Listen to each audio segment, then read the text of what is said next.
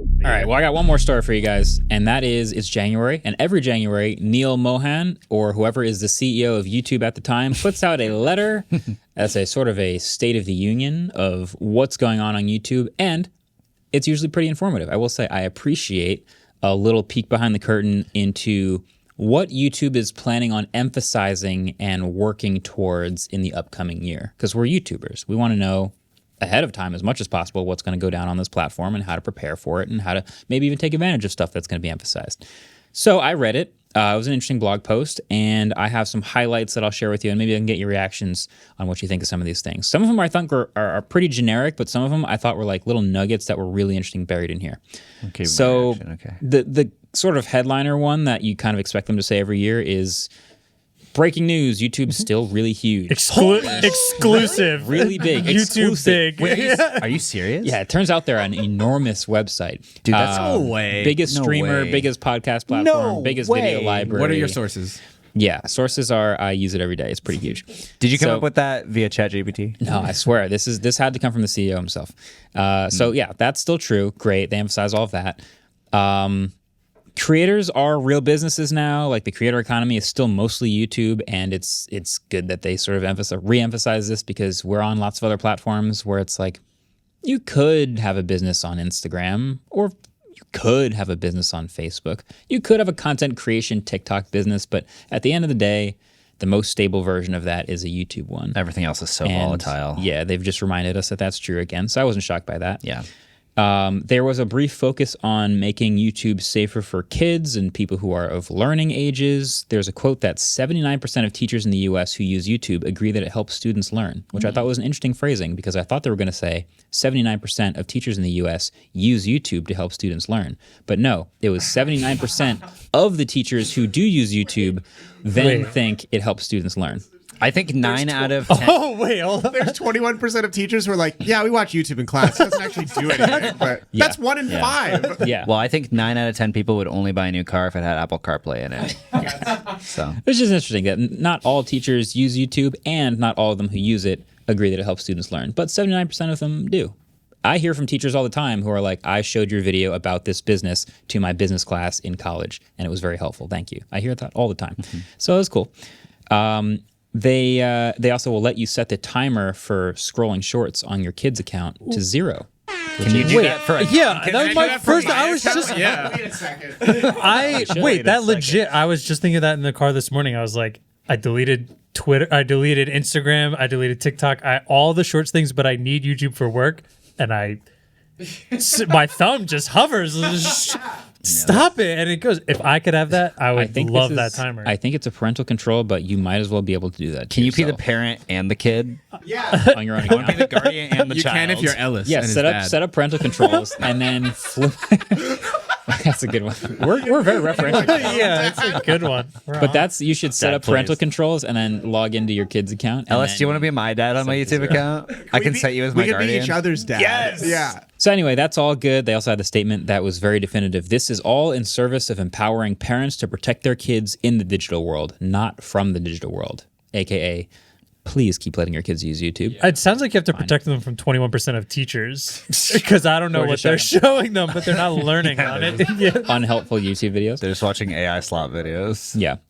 There was another push, and I think this is going to continue because this is in their letter, about making YouTube content eligible for and rewarded for, or rewarded along the same lines as like traditional media, like Emmys and Oscars and that sort of stuff. They seem to really, they always have this like back of the mind, like inferiority complex, like they always have to prove they're better than TV by doing TV stuff. I always thought it was weird. It's like, dude, you're the biggest streaming platform. Yeah, Other people should biggest be scared streamer. of you. Like your audience loves you for like what you are, but they also are like, but please, Jimmy Fallon, please put it on YouTube. Like they always have all this TV stuff. And this is another one of those traditional media things. They're like, oh, but we want this stuff to win Oscars and Emmys.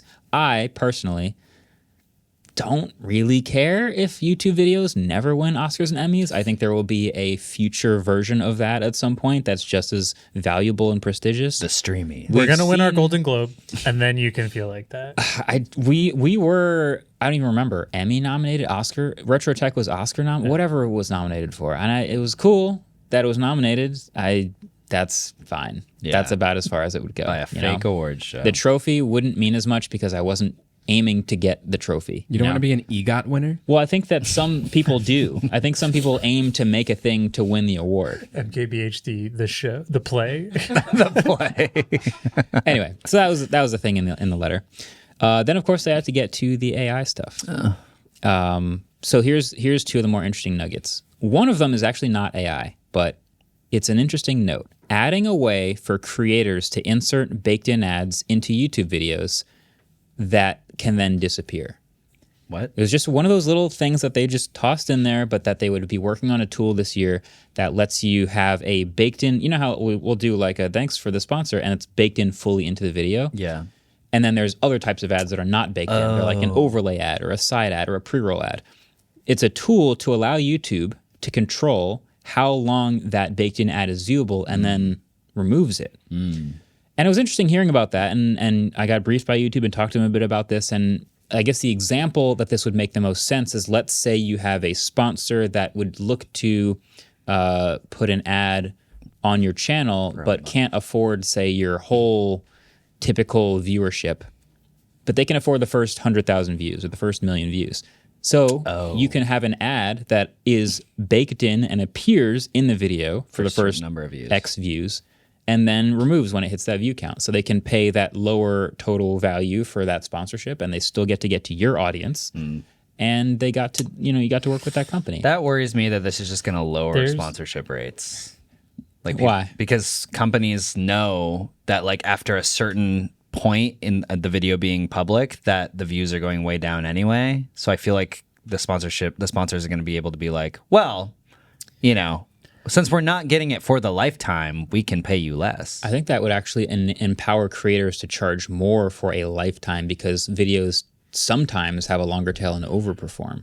So if you're reaching out to me in the past as, let's say, whatever company, you go, hey, we want to work with MKBHD and we have this stuff and we like you, you like us, let's work together. Your audience loves our product. And there is a baked-in ad, and that video could get the regular number of views, or it could happen to get 22 million views, like a random video sometimes does. Right. That company doesn't then pay more because of the 22 million views. They just got a good deal, basically. That is sort of the chaos emerald. It would also, in theory, allow creators to make more ads than videos. Yeah. If they could get dynamically does that make sense? Yeah, you could have multiple sponsors for one video, and it just, like, after the first 100,000, the second sponsor gets or it's like if you have a catalog of 20 videos, like you know what I mean? I don't know. That's no creator has just 20 videos and is getting ad deals. But you know what I mean? Like, hypothetically. That's There's not many leases. You know what I mean. You know what I mean. You know what I mean. Go TA. But like like you could in theory not make a video for a month but still take ad deals that get retroactively applied. Yeah. I also like this idea. I just want to say, because I think it'd be really fun for TV viewers if those dynamic ads played, not for me, I'm a premium subscriber, but no.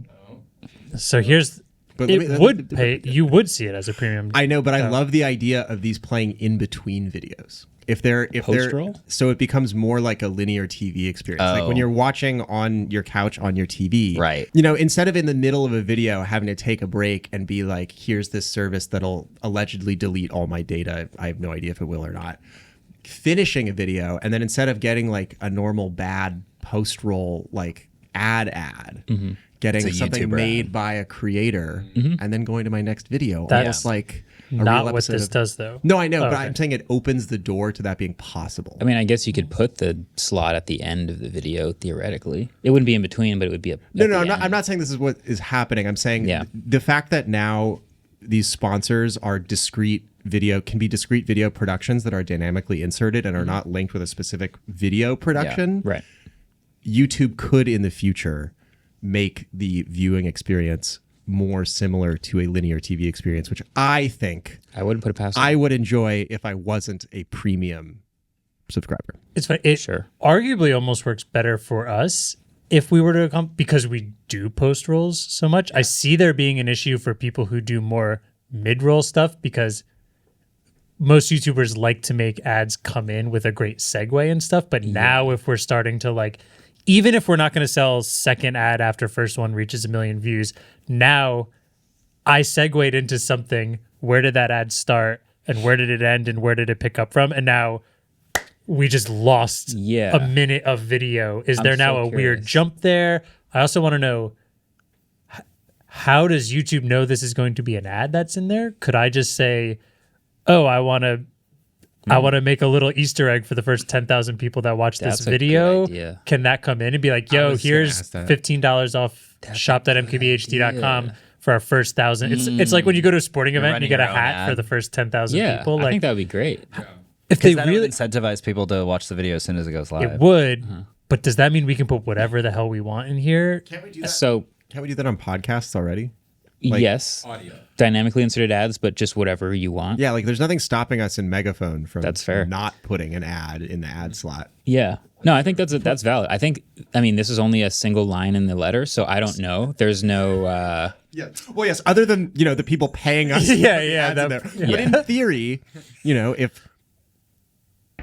But in theory, if all the money just disappeared and no one wanted to sponsor us, we could just start doing whatever, man. Right? Yeah, no, I think this is only one line in the letter, but so we don't know what the UI is going to look like or how this tool will be allowed to be used. But I do think that is something that will happen. Yeah, There is one thing I know for sure, and that is it will break chapters. Yeah. Yes. Already broke. 100%. Yeah, wait, we're about to dynamically put ads in, and I still need to type out the damn chapters, numbers for chapters every week. We've been saying forever chapters should be built in UI. It should just be a thing. There are 3 truths in life: death, taxes, and chapters breaking. Within the first hour. Yeah. But yeah. I think some people are going to be mad at this because now technically, so if you're a YouTube premium subscriber, you don't want ads. That's a big reason why you pay for it. Previously, YouTube couldn't control the ads that people bake into videos. Now they are kind of controlling it, and I think premium subscribers are not going to want to see it. I agree with everything we're saying here, and like for a creator, this is good, and probably for most audiences, this is good because, hey, maybe you watch our videos later that night. You might not even have to see an ad that we do. That's like one that we need to, continue paying our employees and having a building and everything. It's really it's interesting. I think it lands on the creator how they choose to use the tools or not use the tools. Yeah. So like if I'm subscribed to premium, I don't expect to see pre-rolls ever or whatever, like pop-up ads or anything like that. But you still see all of the mid-roll ads that YouTubers do all the time and post-roll ads and things like that. The integrated stuff. So the main difference is going to be that sometimes it gets deleted. So if I'm a premium subscriber, I'm still going to see all the mid-rolls and the post-rolls from all the creators who choose to continue to do that. But sometimes the creators will choose to use the YouTube tool to get one that's dynamically inserted, and then you might not ever see that one, maybe. So it feels like a win just for everyone who doesn't have to see the ads that get deleted. Yeah. But yes, it is like putting it in the hands of YouTube. But I wouldn't expect YouTube to just delete every ad that goes through that tool for premium users. That would seem like not something that they can do. It reminds me of the skip ahead feature that they have where which is a premium feature, I believe. And the skip ahead feature is just it's like I think it detects based on user behavior. Like it seems like people fast forward for 30 seconds here, and it's usually because of an ad. Because of the ad. And that's why they imagine that feature, but like that's why that exists. I thought that felt like a way of YouTube being like, hey, we're going to give this to the benefit of the users, but only because that's money we're not getting a slice of right now. So it's good for the users because it's not hurting our bottom line. Then my ultimate goal for here is if YouTube's allowing us to use this feature with our ads that we're negotiating, where's their benefit from this? Yeah, will they eventually take a cut of those ads? And can they? Because like they're not part of negotiations I don't know. It could be like something weird's going to happen. It could be some sort of premium paid ad slot feature that they ask for a cut of or something. Or like they give the option to put another ad in there. Maybe it's like, oh, we negotiate with D brand and pay for 1 million views. And they're like, oh, but after that 1 million views is up, here's X amount of like ones that now could live in here. Yeah, they want to throw that their own ads in there, and then they start getting a cut after the first 100,000 or whatever. Interesting. It starts being YouTube ads. This is also going to give advertisers, I feel like, a way more accurate ROI. because they Yeah. can see exactly what they're buying. There's gonna be more who statistics clicked for for it. 1 million views. Because it is chaotic right now. It's Yeah. like you could pay for a video and you get 22 million views, or you get like 100,000. You don't know what it's gonna be. Yeah, you try your best to like.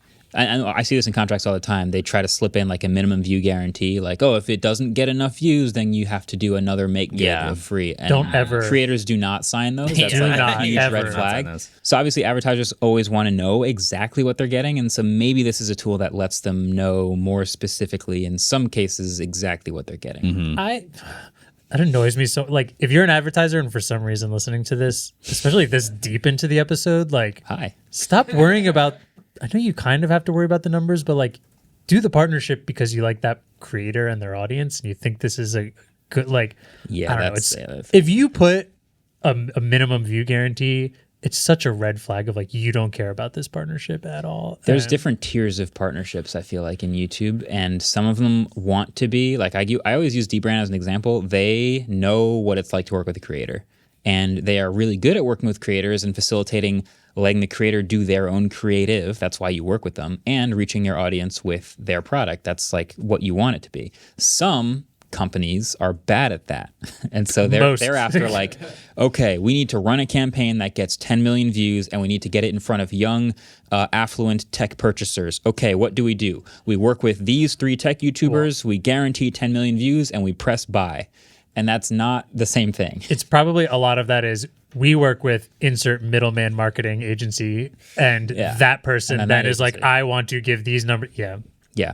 So, yeah, it's one more tool. I noticed it in there. I feel like we'll see it when it rolls out. It'll be interesting. But yeah, then of course, then the last bit was AI. So yes, AI, there's still going to be AI creation tools on YouTube, just like last year they talked about this. They're adding more tools.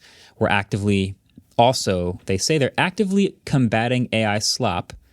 They're trying to reduce the spread of low-quality AI content by building our established systems that have been very successful in combating spam and clickbait and reducing the spread of low-quality repetitive content. That sentence was repetitive. Yeah. So I wonder... Was there an M dash in there? I don't know exactly how effective their tools have been, but they claim to be both adding AI creation tools and combating AI slop. That is fascinating. And then last I saw they mentioned a tool that they plan to roll out this year, which will allow creators to create shorts using their own likeness. I can't wait to try this. I don't know what the And I'm super against this for regular people, but for So- us 5, I want to do this so bad for do this an AI podcast. It's really interesting. Last year, I have vague memories of them talking about this. I don't know if it was in the letter or at an event I went to where essentially YouTube has your likeness and can use your voice and your face to make you dance and like walk around and do things in videos and do trends. And I don't see how this isn't slop, but some people are going to make it fun and they're going to make it like entertaining, interesting content. And Hi, I'm right here. I'm not sure how people are going to use This is it. how I'm going to do the podcast from now on. So. It might be a little late. Yeah. 300 So- episodes. Yeah, that'll be interesting to keep an eye on because our likenesses. Can't wait to make us dance. Yeah, What this is I- definitely an opt-in thing as well. I hope so. Yeah. Okay. This just makes me have 2 requests at the end of it. Okay. The version of the time limit on shorts, but I want to parent me, the parent. all your- That sounds fantastic. Yeah. And how have we still not done chapter stuff yet? You brought it up and now I'm just mad again. And all I could think about this whole time is they're dynamically inserting ads and we still don't have a UI for chapters. Seems crazy. They should name it after us when they finally You know do what it. I also learned when we did our all mistakes video? The same way that you add chapters to a YouTube video, which is by going to the description and typing all of your timestamps and formatting the chapter names yourself, and then YouTube auto detects that formatting and adds the UI.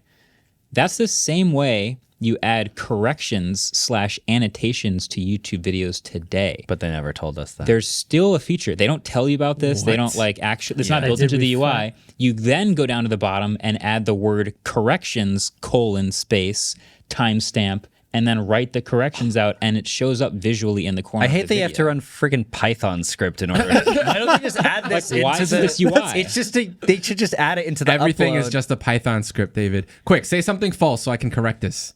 I'm 8.5 feet tall. Perfect. Correction. Yeah, he's Correct. 8.75 feet tall, actually. Grok, is this true? That's what So yeah, they refuse to build the UI. I don't know why it's taking so long or why they refuse to do it, but Yeah. you can do corrections and timestamps for chapters and hope they don't break. Just cross your fingers. Well, thanks for watching this clip. We appreciate that. But also make sure you watch the full episode on the Waveform channel and go subscribe over there. You guys see the clips all the time on the Clips channel, but the full episode is even more chaotic and more exciting. So go watch that. See you over there. I make the best pun of 2025. 26. Damn. Take it from the top.